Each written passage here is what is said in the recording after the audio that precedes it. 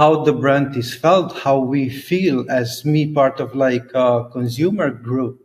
How do we feel? How do we see brands? For example, if the message does not come to us and we cannot adjust, process them, we will not like react to the brand. We will not react to the loudness, rather like how we feel.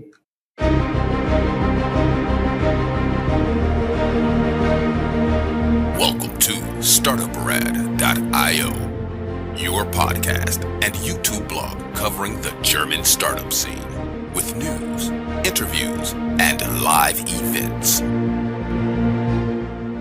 Hello and welcome everybody. This is Joe from Startupradio, your startup podcast and YouTube blog from Germany, Austria, and Switzerland. Today I have Jakob with me. What if your startup's most powerful growth engine isn't your tech, pitch deck, or GTM strategy, but how your brand makes people feel? On today's Startupradio, we sit together down with Jakob Trpin? Is that pronounced right? Yeah, a curious mind who enjoys exploring new brand shapes, the way we connect from advertising design to marketing, and what truly defines the essence of lasting, meaningful branding. Jakob is the founder of creative brand agency Yes and Two. His work has directly or indirectly influenced a range of international brands, including Audi, Belvas Chocolate, the European Commission, Fight World Chess, Husqvarna Motorcycles, ICOS, KTM, Loki, Marvel, Mattel, Noteback, Pernod Ricard, Red Bull, Rimac Cars, Salzburger Land, Sebastian Professional, United Colors of Benetton, and many more. Jakob isn't here to talk about logos, design, or slogans.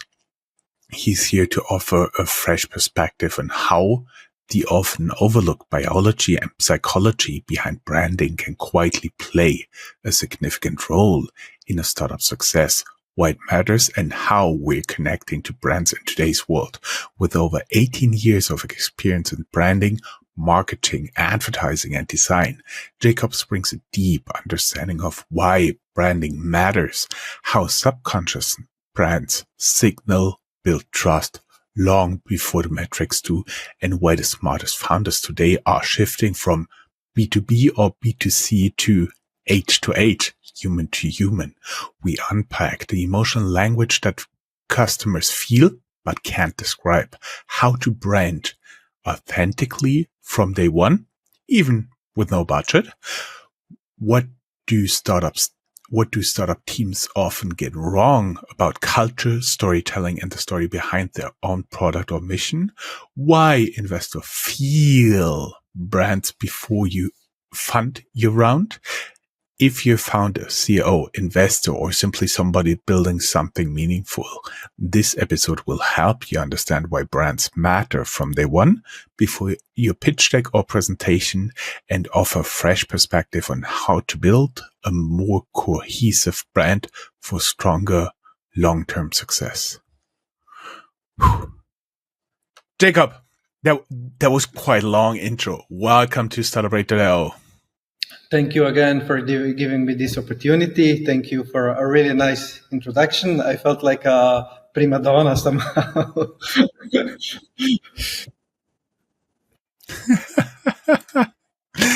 Jakob, you believe startups don't win by just being louder, but by being felt in every aspect.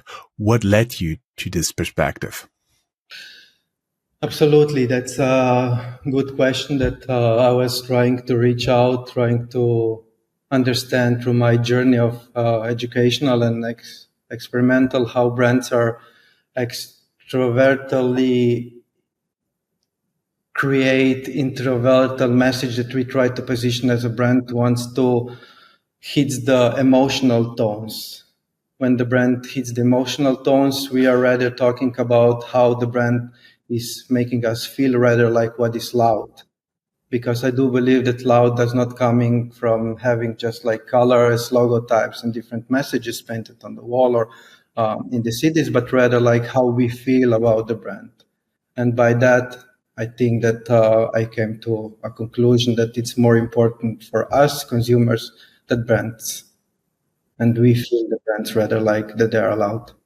So basically, you go back to the theory that most of what we say is not in words, but it's in the feeling of how we convey the message. You talk about invisible language, invisible branding here. Can you unpack what it means for early stage founders?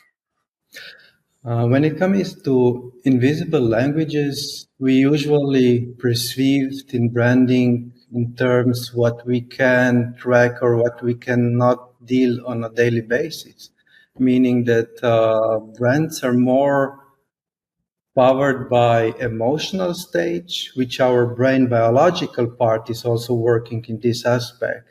Then we have the most necessary component like for success, like to be trusted from like consumers, us like partners, communicational ways. And the third part of the invisible brand is definitely human to human interaction because it's coming more from biological aspect, how we are operating through the day, how we are communicating, how we are perceiving the messages, and how we actually understand the brands and what the brands are trying to understand. So I would say that emotional part, trust, and human to human interaction, these are the core of foundation of the invisible branding. So you talk about what you feel when you see, when you experience branding. I was wondering the first mistake. What's the branding trap every startup falls into early on?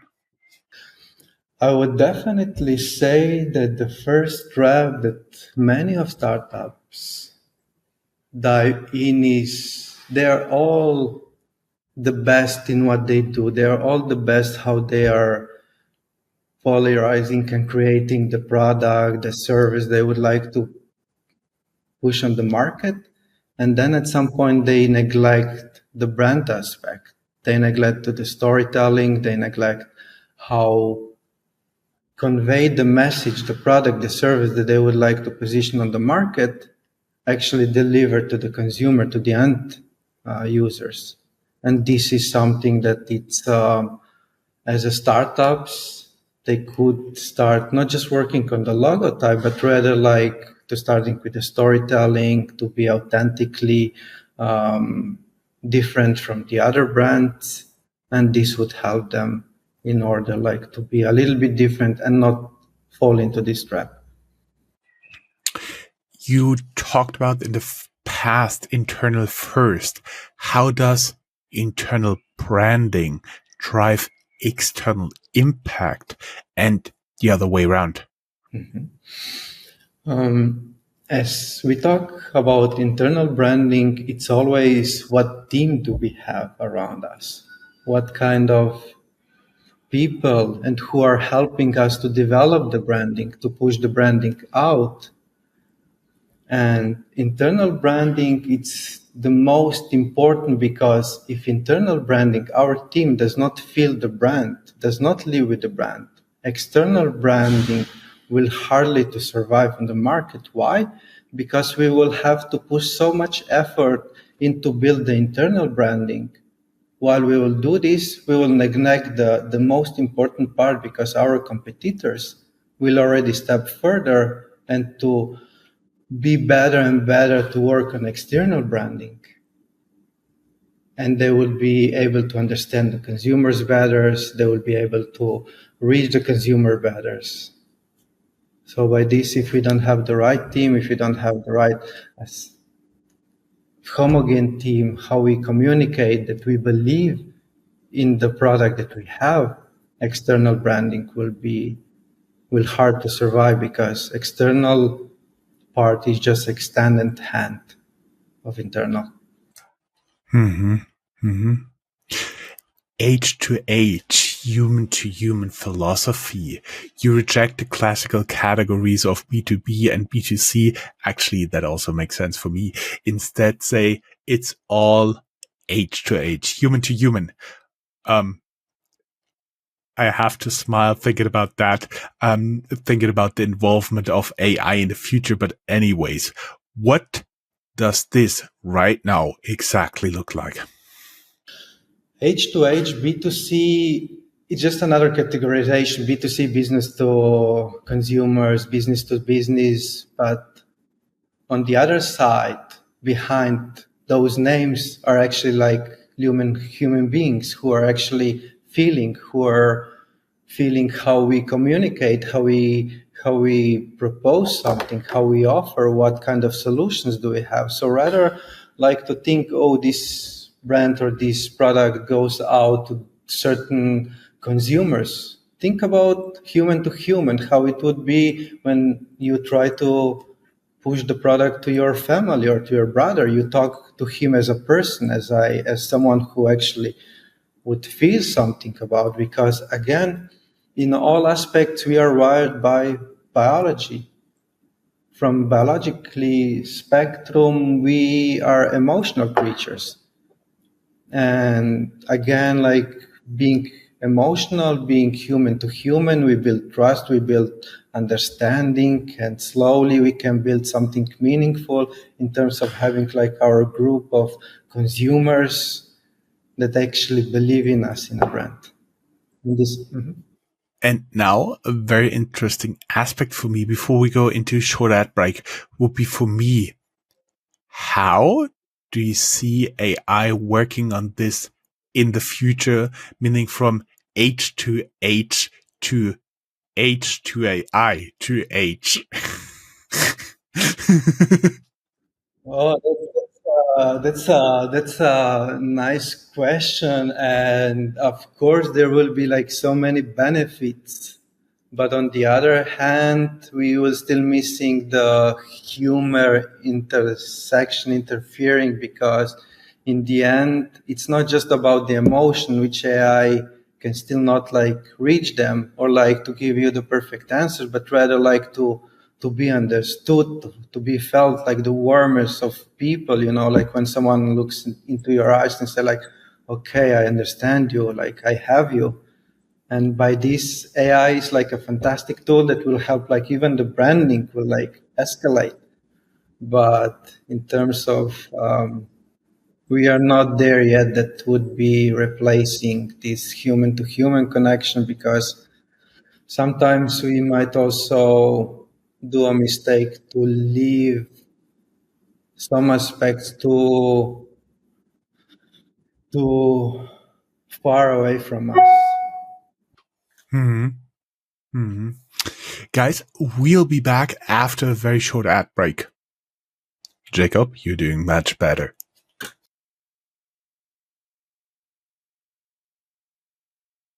Guys, welcome back. Thank you for sticking with us. This is Joe talking to Jacob about forgetting B2B branding, B2C branding. It's all human to human, even though we're not really sure yet how the AI will get involved into that. Let's talk a little bit about the investor lens here. What does emotional branding mean from an investor's perspective, and how do they usually react to it? How does it show up in the pitch rooms?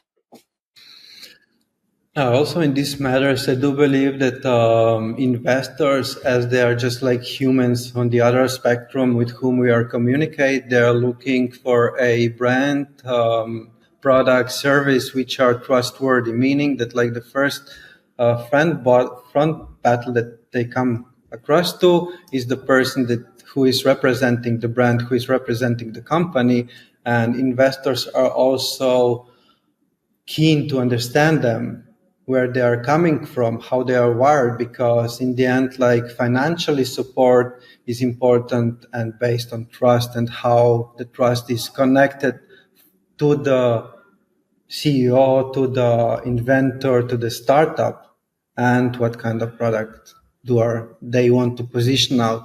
So I believe that like emotional branding, when it comes to these certain matters, it's also about the trust. The trust is the first like fence that it has to be crossed in order to reach hands and say like, hey, I trust you. I know that you will deliver. I know that you will do good. So I have trust in you that you will be able to pull and to do what you said, what is your pitch desk. Hmm. Hmm. I see. I was wondering because usually our audience is more in the Series C stage, meaning companies of 500 plus employees thinking about doing M&A. That's really something big there. And I was wondering, this scale dissonance as startups grow, how can their brand stay authentic? And what does it mean emotionally for the team and their audiences? This is the one big of a challenge because somehow we live in a huge, fast world-paced market that we would always like to position something new, but in the branding, it's just the opposite. When the brand escalates, when the startup like grows, they usually neglect one important thing. They do not need to change their story. They do not need to add more elements to the branding, but rather like keep them simple, keep them as it was at the beginning, because that will also lead to authenticity, like how authentic they are. Because authentic comes like not to be a copycat, but rather like I will go my own line. I will do my own visual presentation. I will have like my own branding. I will have like my stories. When it comes that brands and startups are growing, usually they neglect to the fact that they need to stay authentic, to stay authentic by saying the same story as they did like at the beginning, because otherwise they are just getting too much noise when they are adding new components because of the marketing trends, because of the marketing speed. When they're adding new components as like new slogan, new keywords, new words, new messages, everything starts just like to blur away, which is not authentic anymore because it's far from what they've been at the beginning. So should they stick with what they've been in the beginning, or should they start to adapt to the new reality? That, that's a good question. Most people will listen to this. I have to give them some commentary. He really had to think and look up in the air.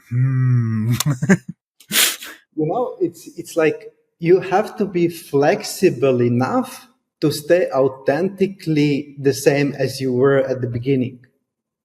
Because, for example, I will give you like really good example, like be authentic. Like when you swipe through the media, I see like I will give you like a really analogy which is off from the branding but has a good meaning.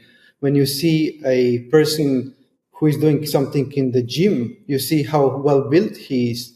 You will not, you say like I would like to be that person, but you are not becoming that person right away. So this means that like if you are adapting too much on the trends on the current setting on the market, you will also lose your path from who you were and how you would like to communicate your brand.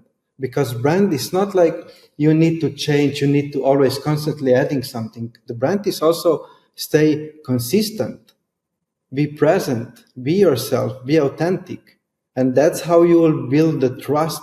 And trust is an emotional thing which comes from biological aspect. And we are basically all wired emotionally.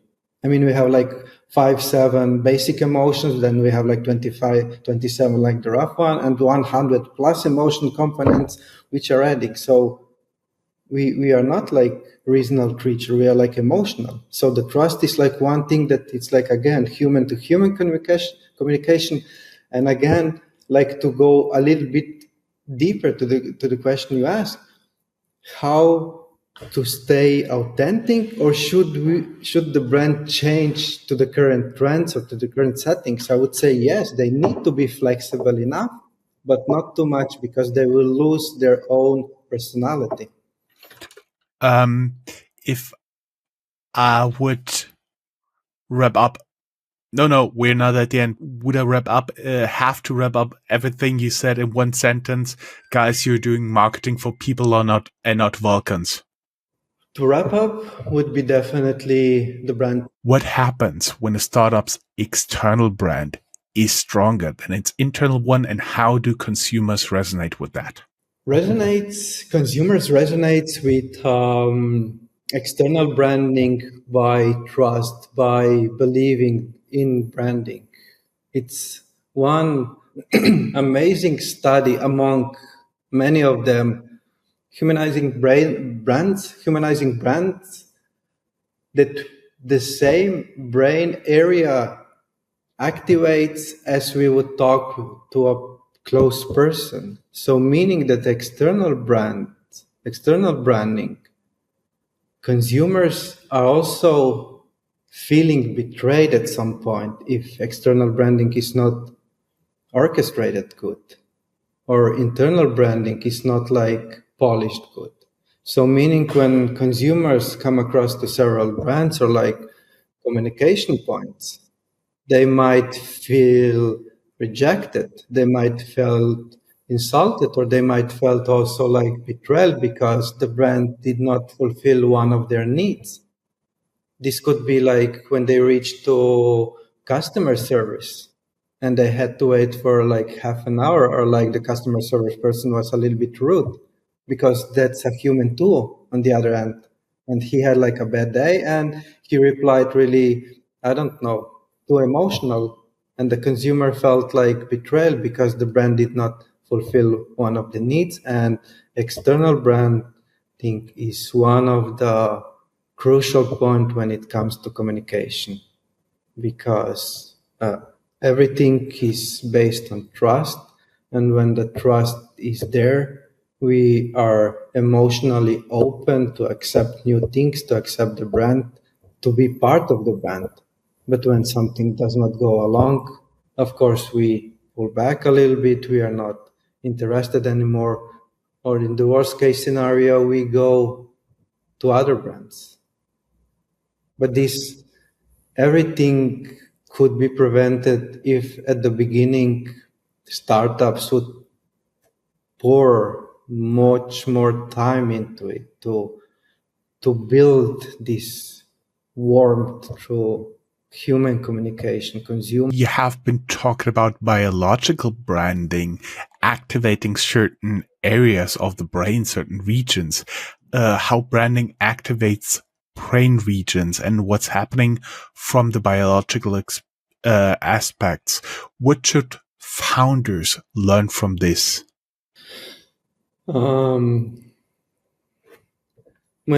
we dissect like brains, we put them into 4 levels. One is like spinal cord, then is hindbrain, midbrain, and forebrain. And forebrain is like 80% of capacity that we have.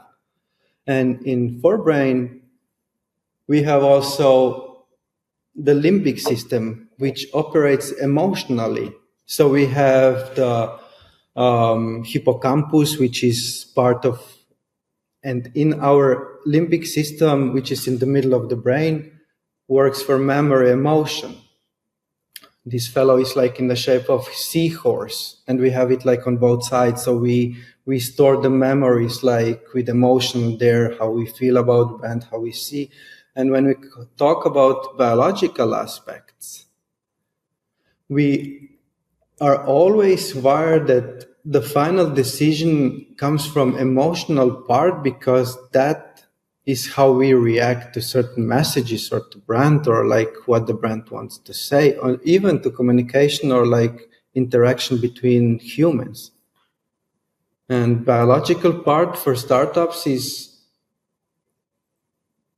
it's good, and founders should take one message out of that would be good, to be emotional in terms how we position the brand, how we position the messages, how we talk about the messages, how we talk about storytelling. Emotions are not always the bad things. If they are used the right thing, the brand will grow because again, everything leads to trust. We're getting close to the end. We're now talking a little bit about branding for movements. What is the difference between a typical startup, a product-led brand, and a movement-led one? I would definitely say that movement is above everything because people are reacting, people are like emotionally. And if I can give you like an example, movement, like one example that majority of us know and we can resonate is like when the Nike campaign started, just do it. That was the movement. That was not just the product. That was not just the brand. That was not just something that happened, but rather like the whole movement, because just do it triggered like different population to start actually doing something, to go to the gym, to have new job, to find new partner, to start a family. And that was the movement grew. And the beauty of this is that the brand still stick with this slogan because it's again built on trust. And movement is something that startups can start at the beginning of the journey because they don't talk just about the product, about the service that they are trying to position on the market, but rather like this product or this service will help you to live your life better, or at least to have more emotional part components to it, which is beyond just having a product or selling a product or like offering the product. We're getting to the last question of an interview here, a little bit reflections during the closing. What's one belief about branding you wish every founder knew from day one? One belief that definitely to work more on human to humor, on invisible branding, to have more human connection, less words, less text, but rather like brand can be extremely impactful if there's a true connection, if there's something meaningful, and how to reach the consumers. Actually, awesome closing words. And keep in mind, guys, you're not doing branding for robots or Vulcans. Just realized a lot of people who don't know Star Trek wouldn't know what a Vulcan is. Mr. Spock, emotionless, you're making marketing for people, humans, and you should touch them at an emotional place. Would that be about right, Jakob?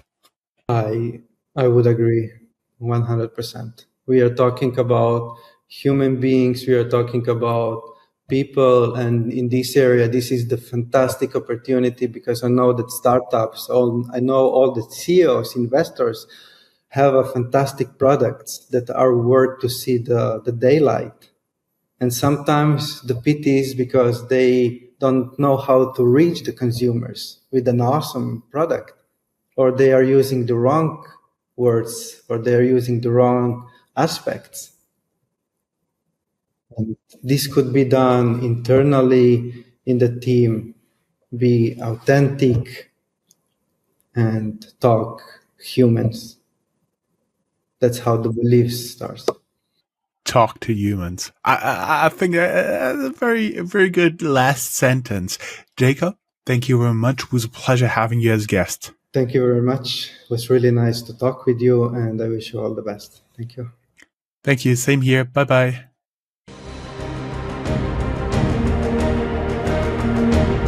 That's all, folks. Find more news, streams, events, and interviews at www.startuprad.io. Remember, sharing is caring.